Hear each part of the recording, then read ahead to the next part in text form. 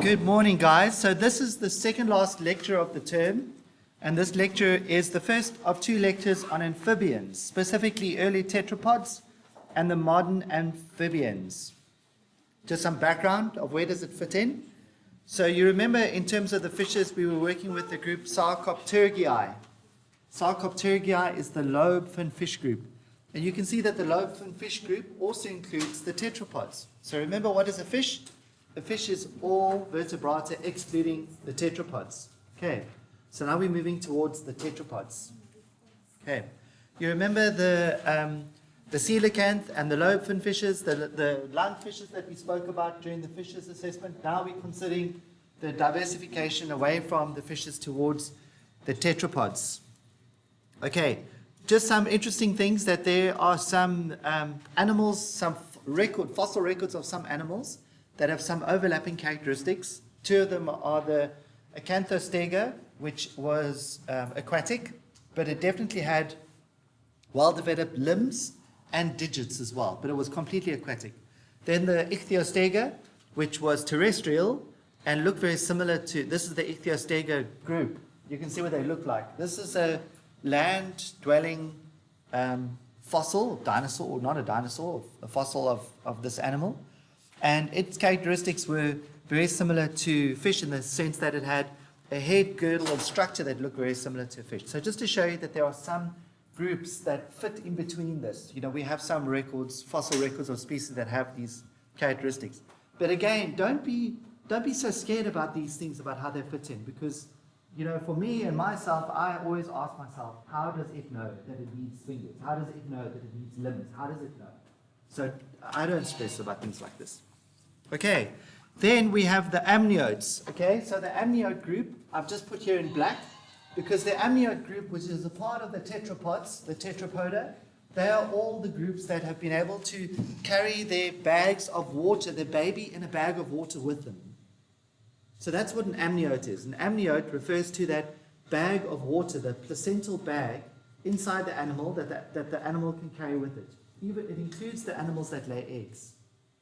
Okay, so if you can make your own water environment for your babies, you're an amniote. Okay, so the amniotes are all of the birds, mammals, reptiles. Okay, do you guys know that there are mammals that lay eggs? Did you know that? There are mammals that lay eggs, like proper eggs, like a reptile's egg. That's for next term. So Dr. Minnie is going to teach you that. Okay. And then we have this group called the Temnospondales. Temnospondales. And the Temnospondales is this group of amphibians. It includes the amphibian records, all the fossils of true amphibians, and all of the amphibians that we have today. Okay, and what's really interesting or characteristic about this group of Temnospondales, and this is what it refers to, is that their forelimbs have only got 4 digits instead of 5. So it's quite great. It's quite interesting that here we're starting to talk about these structures that differentiate between these different animals. By the way, if you look at this this cladogram, which is the picture that we use to classify the different animals, you can see that there's this new word as well here at the top called the conata. The conata refers to these internal nasal cavities, these internal nasal structures that animals have. So you see, guys, all that we do as zoologists is that we look at the world around us and look at the relationships, the characteristics between different animals, and based on the characteristics we have, we try to put them together. Remember, some other animals have developed these girdles and these structures, and then they've lost them, like snakes. Some snakes have got the attachment in their body for limbs, but they don't have limbs. Did you know that a python has got these simple features like nodes on its body, where there is the inside of its body, it has this internal girdle that seem to have been there for limbs. Do you know that? A python. So how do we explain that? You know, we try to understand what's around us, and then we package them together into these different groups. Okay, I'm going to show you a little video now on the Caecilians. But we're focusing now on what is called the Lissamphibians, or it's like Lisa, so it's Lissamphibians, and that is the formal term for the amphibian group. Okay, these Lissamphibians, and that's the group that we're going to work with from now. So you have 3 different groups of amphibians, and we're going to speak about all 3 of them. Okay, the frogs, the caecilians, and the salamanders. Okay, there are 3 groups of amphibians. Great. Okay, this is the phenogram. This is to show you in terms of the development over time and the availability of fossil records. And you can see here again, this is the Lissamphibians which we're dealing with today, which is a relatively modern group. And you can see that the frogs and the salamanders are very well diversified. There are lots of them. But these caecilians are very cryptic and there are very few developments. By the way, again, here you can see the amniota. The amniota, what is that again? Animals that have the ability to carry their babies in their bags of water with them. And those are all of the birds, reptiles, mammals. Okay, we're going to deal with them later on as well. Okay.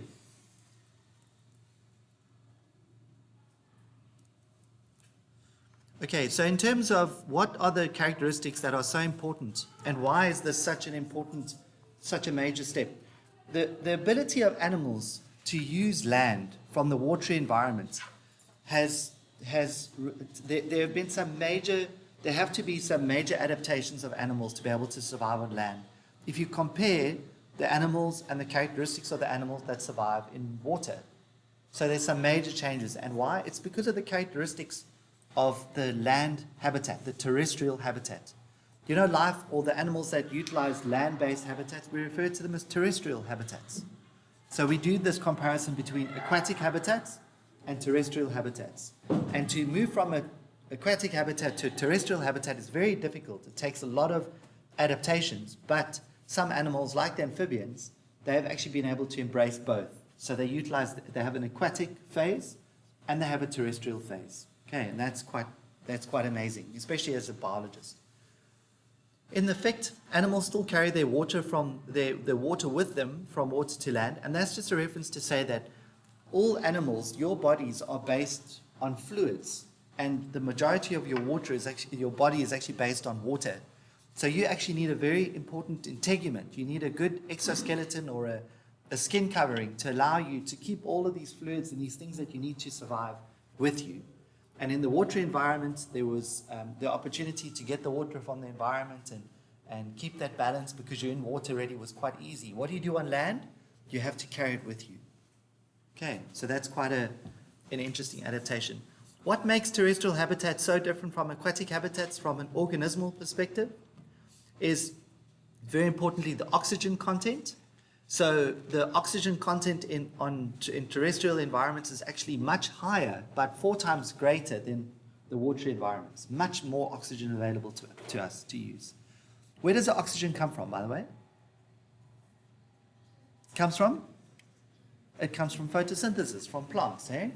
So we have a lot of oxygen available to us, and because of the availability of oxygen on the terrestrial environments, if we adapt or develop the features that allow us to utilize that oxygen in the environment, it should be able to allow our hemostasis. Remember the balance of the components of our body and the fluids of the body, and we need to get oxygen into our bodies because oxygen is a part of the molecules that we require to run our cells. So our cells need that to operate. And if we have a lot more oxygen available in the air, and we have the adaptations or the structures to utilize that oxygen from the air, we should be able to do a lot better in a terrestrial environment. So oxygen is a major consideration. The second thing is density. And density means that the density of water is much greater than the density of air. Okay, terrestrial environment. And in watery environment, if you're an organism living in a watery environment, because of the pressure of the water around you, it actually gives your body support. Do you see that? The water gives you support. That's why very, very, very big things in water are actually easily supported, and they don't need the strong skeletal structures that we need in a terrestrial environment to survive. So a big whale doesn't need the heavy, heavy, heavy bones that an elephant needs. Do you see that? An elephant needs very big, strong, heavy bones to carry all of the structure in this environment that is very that is a very low density. But in the water, a huge whale doesn't need as heavy and strong and thick bones because it's supported by the water.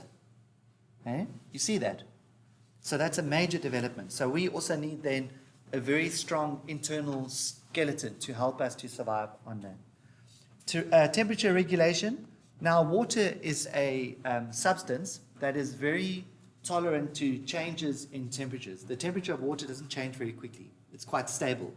That's why sometimes on a very cold day, after you've had nice warm days, and then you have a cold day, even though it's cold outside, the water can still be very warm. And the other way around, after winter, when you have a hot day outside, you go touch the water's still very cold. So the water retains its temperature. It doesn't change, doesn't fluctuate very much. It has quite low fluctuations. But in air, your fluctuations can be massive. So what does that require us to do? It requires us either to live in places where we don't get the high temperature fluctuations, or on land, you need to develop an integument, the covering around you to help you survive on land. Okay, because of temperatures low. That's also why being warm-blooded, endothermy, is also very useful, because then you can regulate your own temperature. Then you don't have to worry so much about the temperatures outside. And then, of course, habitat diversity. So in water, you can move up, you can live down. You know, in water, you can live in the open ocean, up in the open ocean. But you know, birds can fly around on land in the terrestrial environments, but they all have to come down to land. And on land, all of us meet. And we have different habitat characteristics on land, but our availability of habitat resources are very different from aquatic environments, but we are confined and we interact a lot because we're all based on land. Okay. Amphibians are the only vertebrates that transition from water to land. So of the whole vertebrate group, amphibians ontogenetically, this is the difference between this word ontogeny. Ontogeny refers to how the organism develops. So the organism develops, it goes through a metamorphosis from a water environment to a terrestrial environment, and also from a phylogeny, from an evolutionary perspective, they're the only groups that have shown the ability to transition from water to a terrestrial environment. Now that's also very interesting because you don't get many different animals still evolving from a watery characteristic into a terrestrial characteristic. It was that group did the transition, and from there it diversified. Okay, which is quite tough. Then, what else is important? So now we move on to the amphibians themselves. Okay, so we're just going to focus on the amphibians, and we have these three groups. So you have the toads and the frogs, which are together Anura. We have the caecilians, which we're going to talk about, and then the salamanders. Okay, for the rest of the presentation, we're going to move on. Oh, no, we still got a few more characteristics. So the Lissamphibian characteristics, these are the amphibians, allow them to live on land. And what characteristics do they have that allows them? They have this internal skeletal structure that allows them to keep their integrity on land. Remember, we spoke about the differences of that. And from their aquatic life stage and their transition, they have that important, they metamorphosize and have this ability to, with their internal structure, to be able to live on land. Their breeding behavior is highly varied. There are many species that are entirely aquatic. So there are species that are completely aquatic and they live their whole lives in water. Some of them seem to have had characteristics to be able to live on land, but some live entirely in water. We have a frog called the Cape clawless frog, the platana. In Afrikaans they call it a platana. Very slimy frog, and it always lives in water. Then we have semi-aquatic animals that generally do the transition between aquatic and water and terrestrial environments. And then you have terrestrial animals. Now, terrestrial animals for a frog means that some frogs have the ability to lay a type of nest or to lay a small nest in a cup or somewhere that is away from the aquatic environment, but they do need the water to help their eggs develop. Okay, and some of the development is fast, and some species of frogs can even go through the larval tadpole phase and metamorphosize very quickly into an adult phase, which allows them to take great advantage of the terrestrial environment, but they still have that characteristic representation of the changes. Some animals go through a pedometamorphosis, which is a hindered metamorphosis, and we're going to talk about this axolotl in a moment. But there are these quite interesting adaptations that they have. Okay, so you get aquatic, semi-aquatic, and terrestrial species. Some animals like toads, although they breed and they lay eggs in water, and I'm sure that you've seen those strings of frog eggs in water, there are some species that can actually go and lay their eggs on in leaf pockets and things, and they don't actually need the water at all. So in very dry environments, sometimes you find these amphibians, which is quite amazing. And I'm sure you guys have seen this before. This is what we find around us. We call these foam nest frogs. And what these frogs do is they try to protect their tadpoles by laying the larvae and the eggs and the tadpoles into these foam nests. And when the tadpoles hatch and they start to grow, and they run out of yolks, for example, then they fall down into their water environment. Okay. Respiration. So respiration is also an important adaptation of the Lissamphibia group. And what's important here is you've got external gills and internal gills for some of your tadpoles. But this axolotl is a good example of a species that has external gills. So they're gills that are not inside the animal's body itself. I'll show you a picture now. They occur on the outside, and they live like that for their whole lives. Many of the amphibians have got lungs, which allows them to take oxygen out of the air. Some of them have got gills and lungs. In fact, there's some fishes like the catfish that also has this pseudobranch, this lung adaptation in its skull, as well as gills. And then many frogs also have the ability to breathe through their skins. So their slimy skins, they have this ability to take oxygen up through this cutaneous respiration. Cutaneous just referring to your outer covering, your integument. So they have that ability to do that. This is an axolotl. Pretty cute, eh? So they occur in, see the four limbs? The four limbs. And, it's crazy, eh? And you find them in Mexico, in South America. Can you see? That animal looks like that its whole life. It does go through a small type of pedometamorphosis where it does change slightly from a tadpole into this adult form, but it keeps its gills, it keeps many of its aquatic characteristics. Okay, axolotl.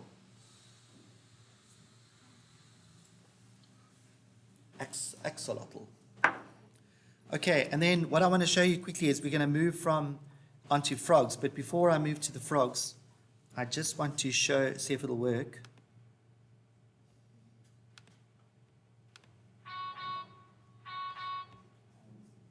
See if I can get it to work. Yeah, it's still working. Look at this. Legs are less in the way if they're small.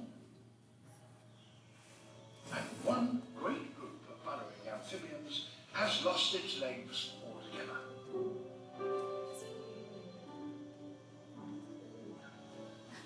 Check that blue, You eh? might think that this was a giant earthworm, but if you picked it up, you would immediately realize it's got a strong, firm backbone. It's a Sicilian. These are the Sicilian amphibians. Sicilians are found in almost all rainforests, but they are seldom seen, for they spend nearly all their lives on the ground. The female, having produced her young, stays in her nest chamber to protect them.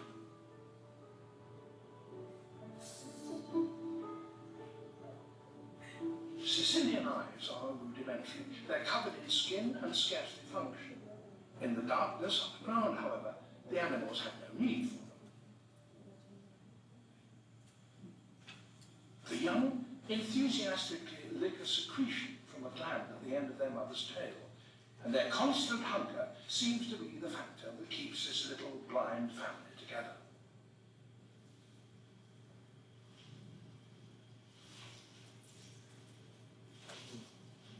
You guys are like creeped In a out. single week, Sicilians are cute, man. increase their weight by 10 times, apparently just from drinking her secretion. But could that be their only food? As we film, one of the youngsters revealed a clue to their rapid growth. It yawned. It already had hooked teeth like a baby shark. It surely doesn't need these if it's going to do nothing but drinking. Could it be feeding on something voice.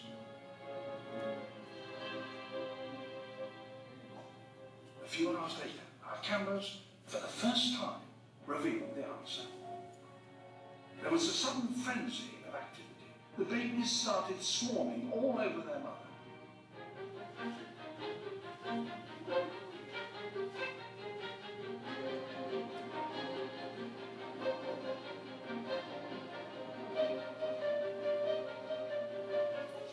They were tearing at her flanks, ripping off segments of her skin, skin that proved to be full of fat.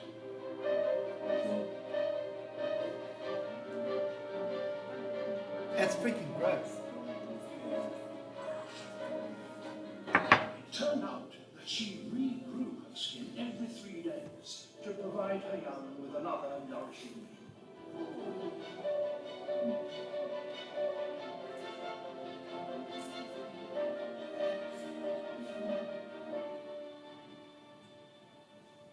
Blind, elongated, and legless Sicilians, maybe, but simple, inoffensive earthworms, they are not. Okay. Sicilians, hopefully you won't forget them.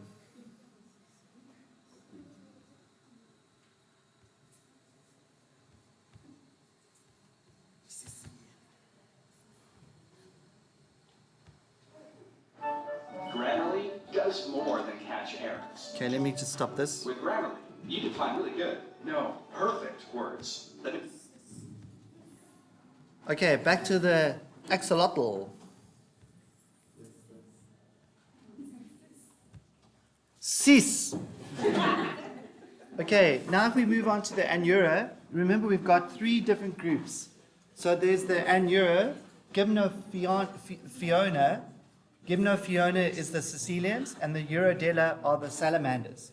So today we're just going to finish up with the frogs, the Anura, the Gymnophiona, and the Urodela. Yeah, pronunciations are tough. So the Anurans, the Anura means no tail. So Anura are all the amphibians that are not the Sicilians or the salamanders that have tails. Okay, they're frogs and toads. By the way, only during their adult form. About 6,700 species. They're also often referred to this Salintia. Salintia refers to the fact that they can jump. Okay, so sometimes the Anura are referred to as the Salintians, and the Salintia refers to their ability to jump. So they have the development, the skeletal features, the structures to allow them to jump.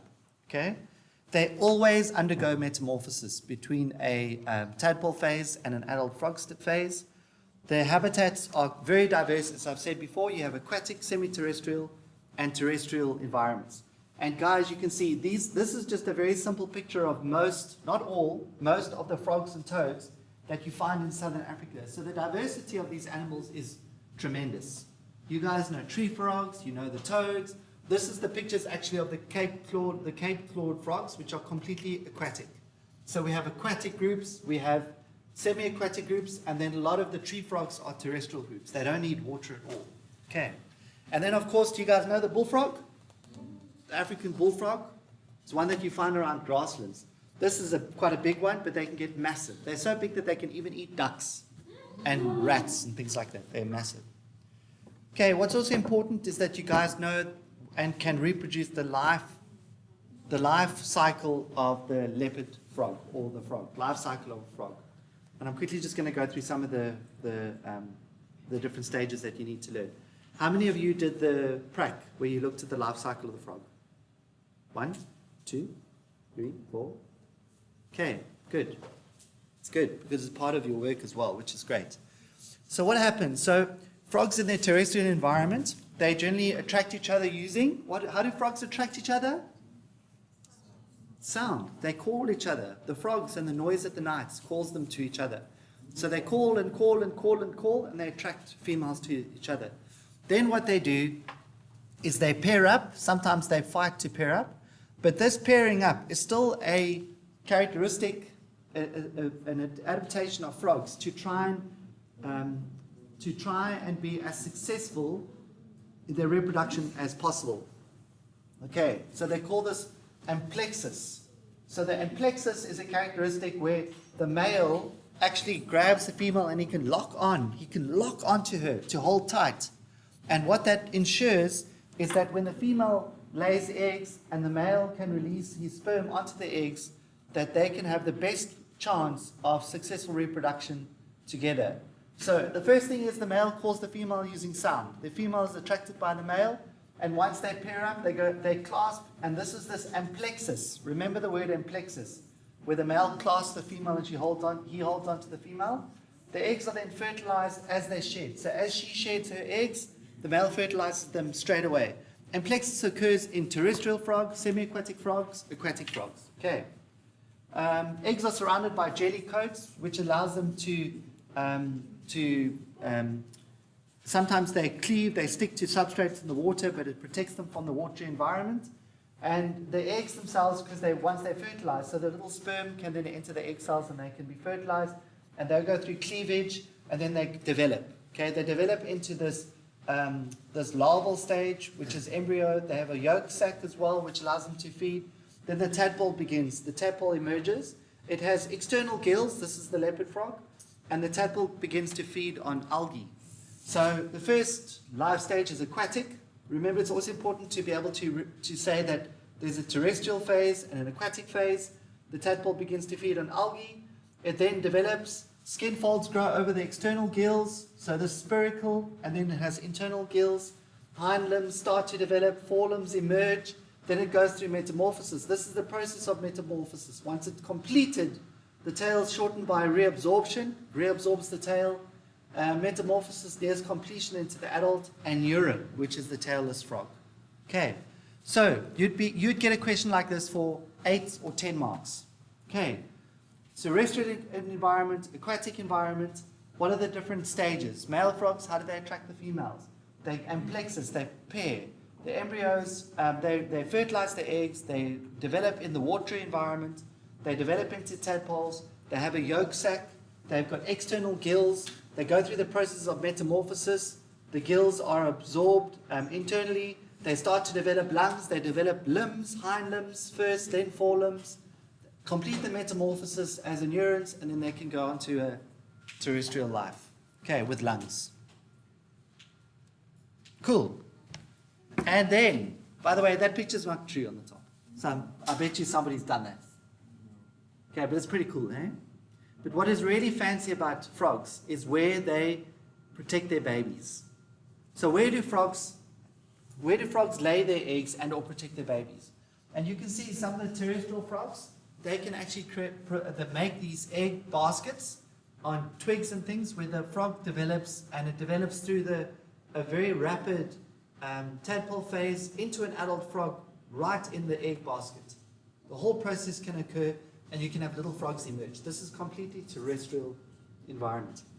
And then some of these are the arrow frogs that you find in the Amazon, the rainforest in South America as well. They also do that, the rubber frog group.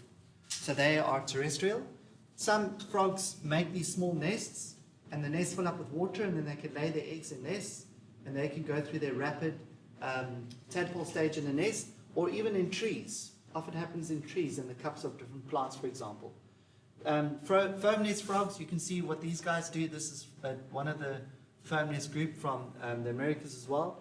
And then there are many species that actually carry their babies with them. Cool, eh? Imagine do that. But you guys do that too. Put your baby on your back with a towel. They just have 30 of them at a time. Crazy, eh? So where can they lay their eggs? In the water, in nests, in trees, in holes, on their backs. Okay, lots of different varieties.